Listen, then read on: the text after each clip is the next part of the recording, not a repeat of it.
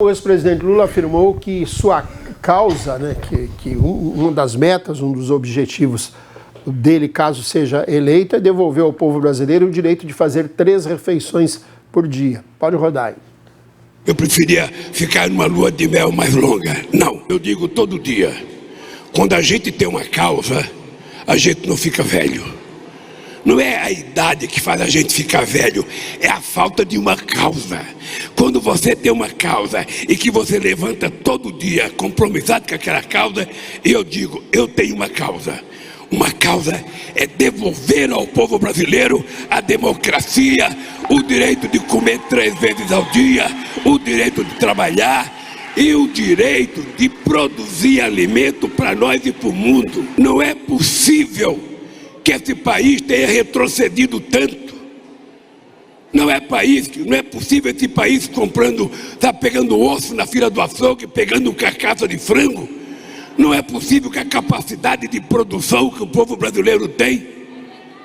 Então, companheiros e companheiras, acreditem numa coisa, nós vamos recuperar esse país. Esse país vai voltar a ser respeitado no mundo, esse país vai ser respeitado na América do Sul, esse país vai voltar a ser respeitado pelos Estados Unidos, esse partido vai voltar a ser respeitado pela China, esse país não tem contencioso internacional e nós queremos dizer que as coisas vão funcionar. Muito bem, está aí a fala do ex-presidente Lula. Eu vou pedir aos senhores debatedores que sejam breves, 1 minuto para cada um, porque a gente na sequência tem que fazer um intervalo e trocar a bancada. Márcio, por gentileza, essa promessa de campanha do ex-presidente e não foge da questão da economia, onde ele diz que quer que o brasileiro volte a fazer 3 refeições por dia, que no entendimento dele o brasileiro não está fazendo isso. Seu comentário. Ele é um discurso político, um discurso para agradar uma parcela do eleitorado e um discurso que tem um fundamento, porque nós estamos num momento em que a fome é uma questão muito latente, né? A política de distribuição de renda, ela foi feita de forma atabalhoada, então ela não atingiu os objetivos que deveria atingir. E ela foi feita de forma muito às pressas, né? Então isso fez com que a pandemia gerou uma situação de instabilidade na economia. Você tem camadas da sociedade que sofreram muito com a pandemia, outras que se deram bem, mas assim, você tem uma parte da sociedade muito carente, né, de alimentos, e carente de coisas básicas mesmo. E o Lula é um líder social que entende muito bem isso aí e faz esse discurso justamente para agradar, né, o pessoal, as pessoas, né, que têm remuneração, que ganham até 2 salários mínimos, que é uma camada da sociedade que faz a diferença, né, para a eleição dele. Então, é muito difícil o Estado brasileiro manter carga tributária baixa e fazer política social. Tem limite, tudo tem limite. E ele vai ter dificuldade de construir, né, uma relação com o Congresso para a questão de manutenção dos programas sociais, mas ele tem que fazer isso porque esse é o grande mote da campanha dele, né? Então é isso aí. Obrigado. Otacílio, o seu entendimento sobre essa fala aí do ex-presidente Lula? Então, eu tenho uma preocupação ainda maior, né? Porque justamente essa política de produzir produto para exportação, né? Você imagina, você pega Rondônia. Rondônia está avançando a soja, algodão, milho, né? Para exportação. Se você for ver a área plantada e a produção de feijão, de arroz, e agora a gente está sentindo aí o preço do leite e dos seus derivados. Rondônia, de 2012 para cá, perdeu 10 mil produtores de leite. 10 mil, era 35, hoje é 25. Rondônia perdeu, saiu de 3 milhões e meio de rebanho bovino leiteiro para 2 milhões e 600. Rondônia saiu de quase 3 milhões de litros de leite para 1 milhão e 600. produção diária, né? Então, o que está acontecendo, né? Ou seja, isso é cenário do Ministério da Agricultura, tá? Em 2030 nós teremos 1/3 a menos de feijão, 1/3 a menos de arroz. Não fala nada sobre leite, mas com certeza está caindo aí. A gente está sentindo aí daqui. Nós estamos pagando R$30 o pote de manteiga de 500 gramas. Tem estado que está pagando mais ainda. Então, nós temos que voltar com essa política de incentivo ao pequeno produtor, porque não é só você pegar garantia, auxílio, transferência, não. Lamentavelmente, daqui a pouco nós teremos um preço da cesta básica exorbitante, vai consumir um salário mínimo, não vai dar, ou seja, o salário mínimo do trabalhador não vai dar para pagar nem a cesta básica. Então, essa preocupação é realmente necessária. Hoje, no Brasil, mesmo quem ganha salário mínimo está recebendo o Bolsa Família para complementar, porque não tem condição de pagar, de sobreviver. Então, eu tenho muita preocupação. Isso tudo passa por uma política de Estado, né? O que o Estado quer?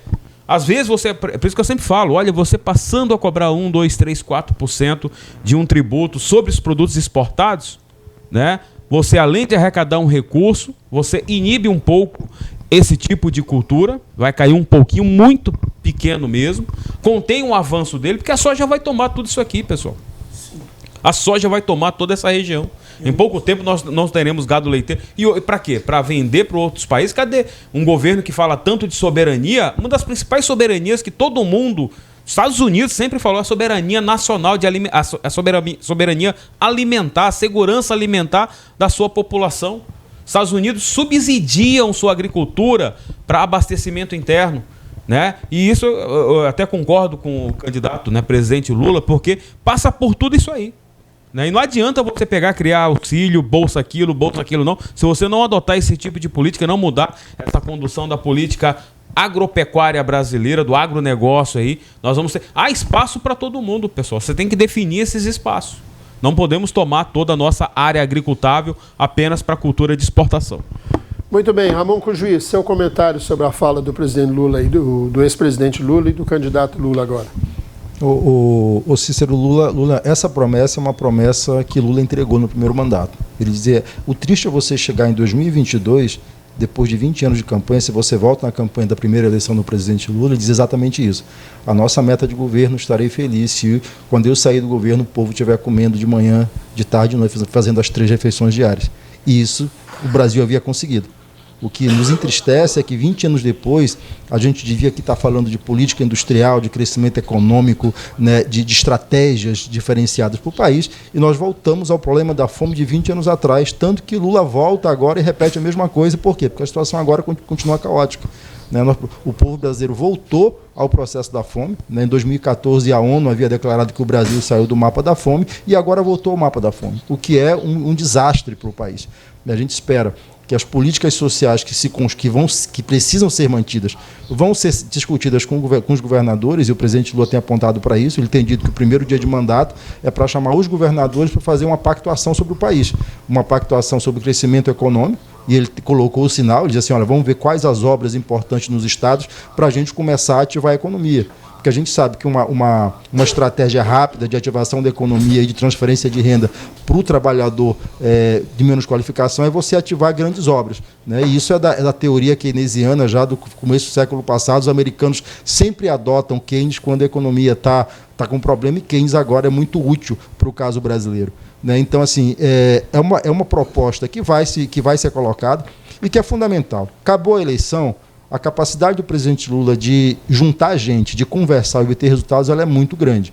Então, ele tem dito o tempo todo isso. Acabou a eleição, 1º de janeiro, é uma conversa com os governadores, porque a União não pode tudo e é preciso pactuar um rumo seguro para o Brasil. Porque, como eu disse, nós estamos todos no mesmo barco, e se o país naufraga, naufragamos todos com ele. Alisson, seu comentário sobre essa fala aí do candidato Lula. Bom, eu estava ouvindo os colegas falarem aqui e eu estava pensando comigo, né, que cada um fala para o seu público, né? O Lula fala para o público dele, para a massa de pessoas que estão passando dificuldade, sim, é inegável. A gente visita pessoas e convive com pessoas e sabe que hoje, se não existissem outras pessoas ajudando pessoas e dependesse só do Estado, a gente estaria numa situação muito complicada, né? Infelizmente, é o que se apresenta, o discurso do Lula não está errado, né? Do mesmo jeito também que eu vi também o Bolsonaro tentar ajudar essas pessoas. Agora, o que falta é fiscalização na hora dos programas sociais, onde você sabe que tem pessoas que recebem Auxílio Brasil e que são profissionais liberais, são pessoas que estão ganhando dinheiro, que estão fazendo alguma coisa. Então, assim, tem muita gente que recebe e que tá andando de carro aí, carro bom, tá, gente? Só para vocês terem noção. Então a gente tem que abrir o olho. O Brasil tem que acabar um pouco dos privilégios. O Brasil tem muito privilégio, gente. O político, ele volta privilégio o tempo inteiro para ele. Ele quer só aumentar, e você não vê político falar em corte de privilégio, em cortar na carne, em tirar o privilégio. É sempre aumentar fundo partidário, aumentar verba de gabinete, aumentar isso, aumentar auxílio isso, auxílio aquilo. E você não fala em redução de nada disso, em corte de nada disso. E isso é tabu para eles. E quando aparece alguém que começa a falar, eles querem podar essa pessoa, eles querem tirar essa pessoa do processo. E o povo tem que entender isso. Que quando você vê alguém, uma pessoa que é contra privilégio, sendo muito atacado por outros políticos, gente, abre o olho. Alguma coisa tem aí.